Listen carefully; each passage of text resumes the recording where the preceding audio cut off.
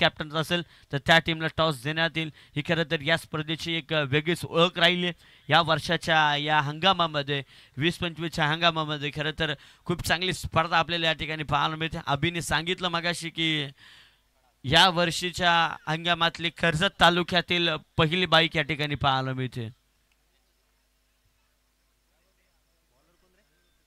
22 झाल्यात, 18 करायच्यात आता। 12 मध्ये कुशल गुरव या ठिकाणी बॉलिंग ट्रॅकवरती येताना पाहायला मिळतोय।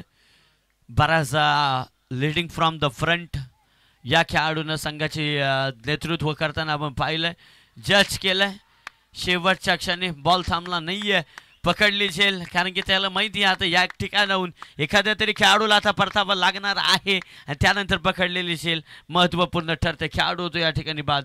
वैभव